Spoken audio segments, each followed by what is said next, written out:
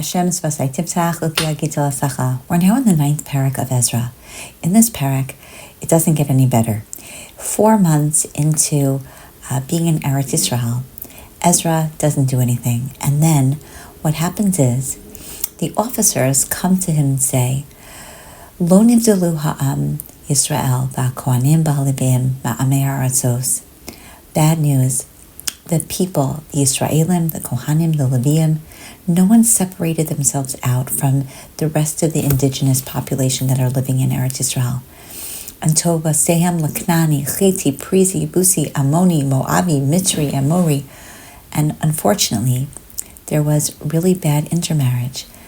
And the intermarriage, Kinasu b'nosehem lahem levnehem, v'yitarbu zera hakodesh ba'amei ha'aratzos, v'yad hasurim ha'saganim haisa b'ba'al hazeh rishona.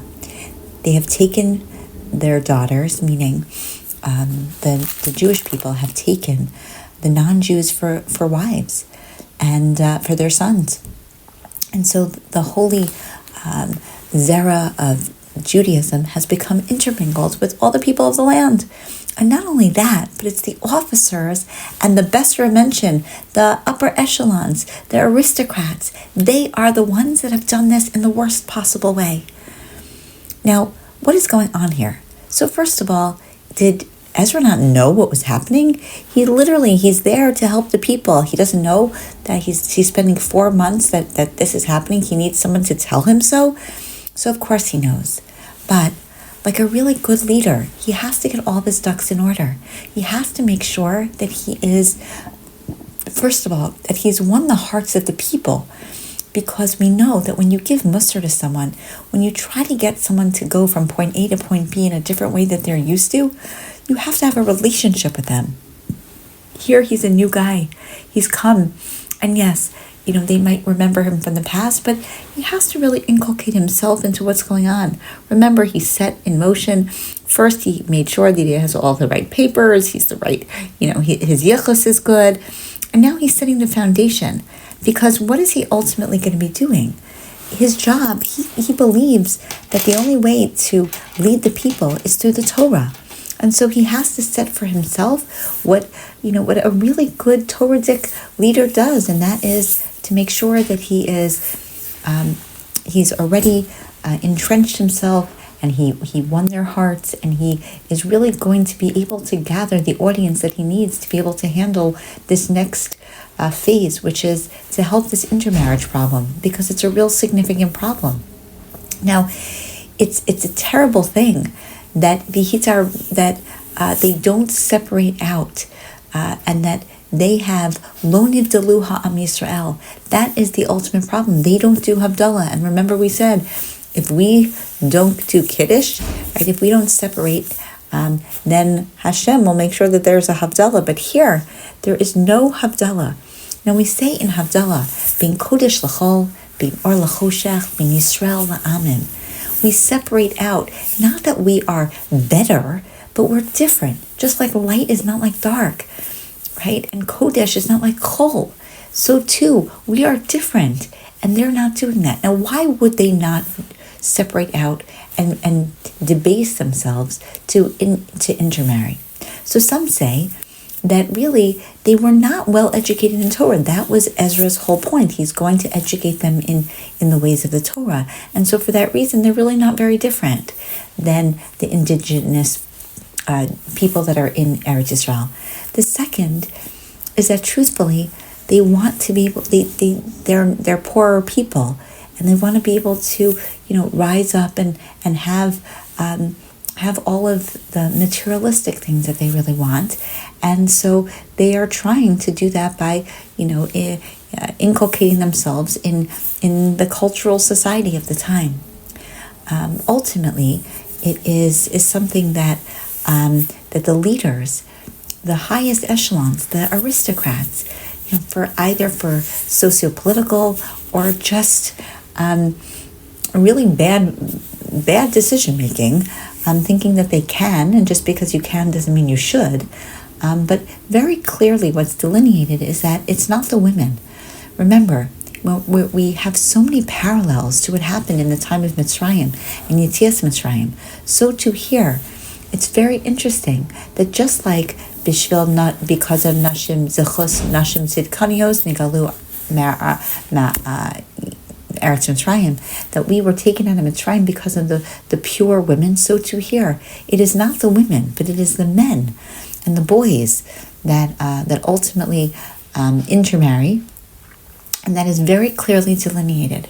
Now, what does he do? What does a good leader do when he hears about really bad things? So he immediately rips his clothing, and he starts to pull out his hair in this crazy amount of pain that he's in. Now, he gets very nervous and very upset, which also is reminiscent of Moshe Rabbeinu.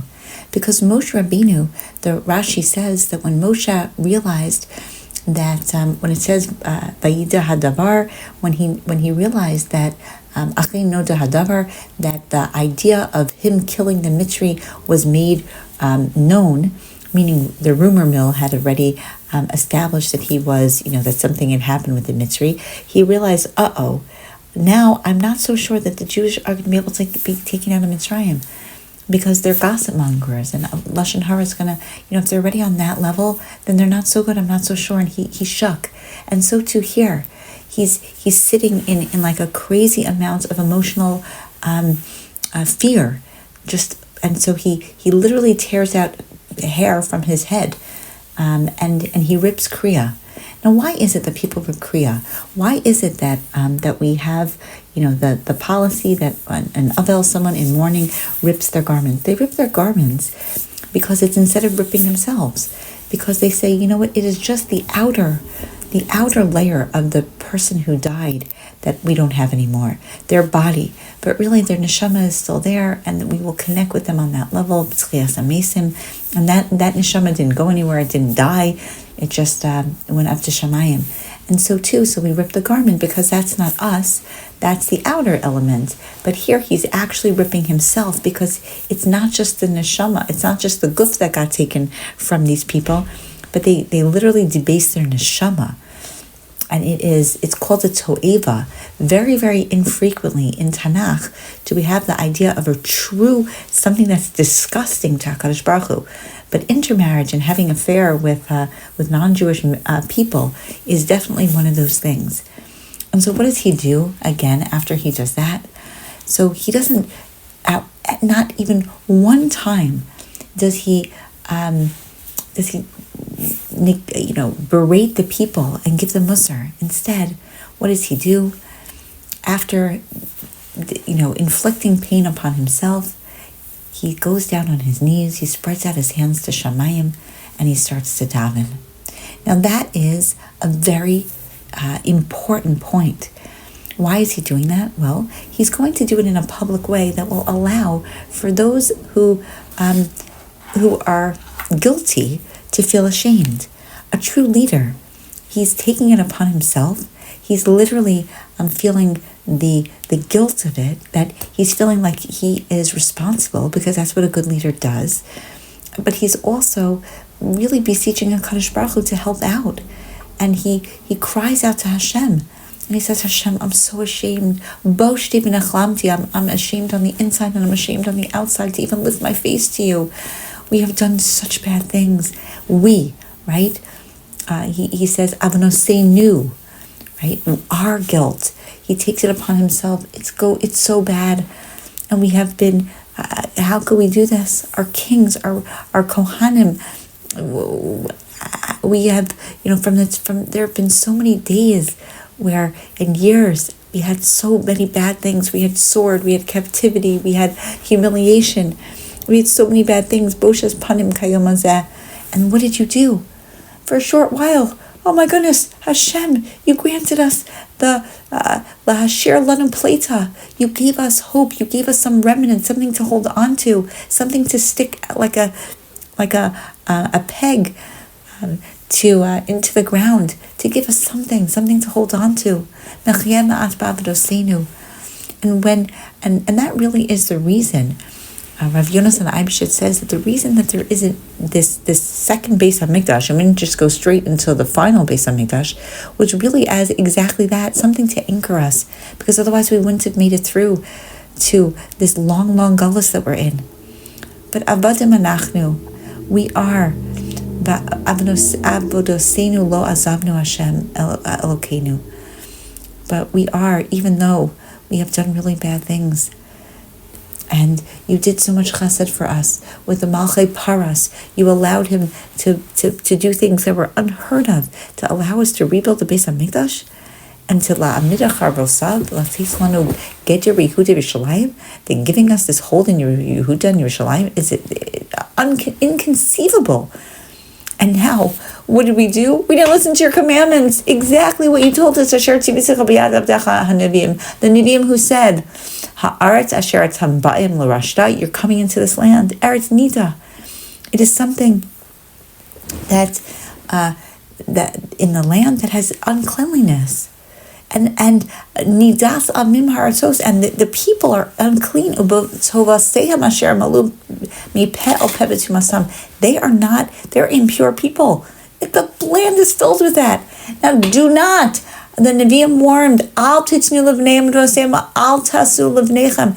The lo tidrishu shlomam l'tovasam adolam. Do not intermingle with them.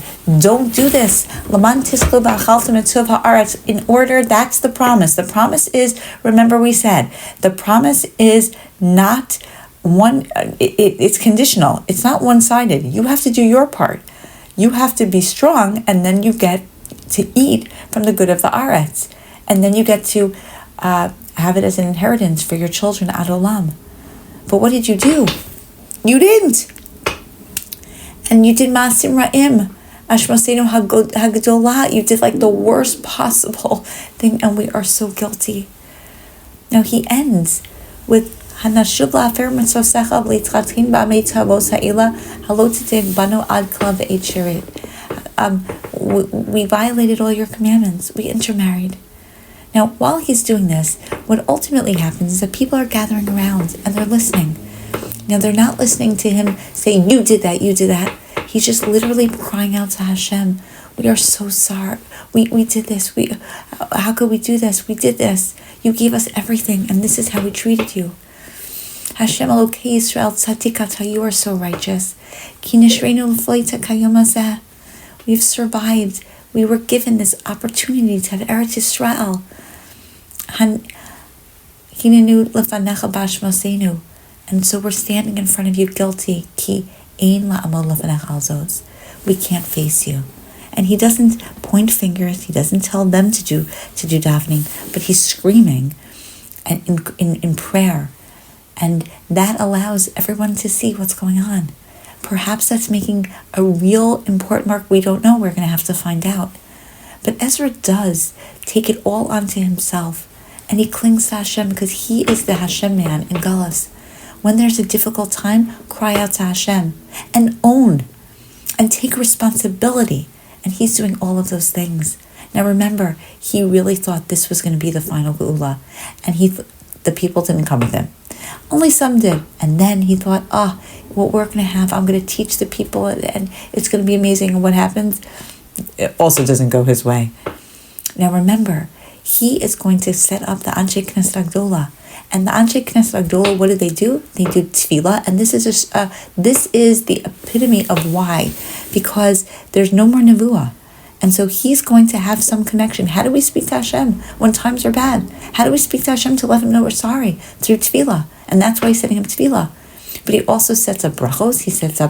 They also set up gedarim, different things that you can't violate because of this reason. They set up kedushim and havdalos because you really need a getter. You need a fence to prevent what has just happened, and the people need a structure. But in order for all of that to happen, he is just crying out to Hashem, and he is accruing a very large audience. The people are listening. The people are seeing.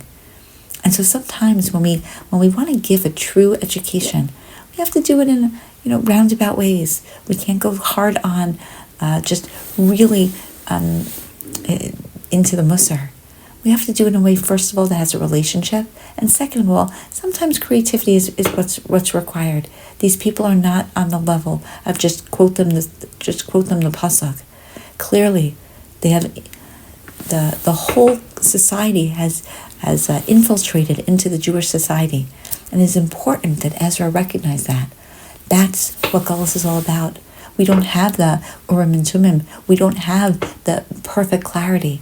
The people here are not perfectly clear on what the right things to do. And Ezra's job is to highlight that, la'azor, to help. And in order for that to happen, he has to do it in a way that they can hear, in a way that they're not going to feel put upon. And so we will see what happens come chapter 10.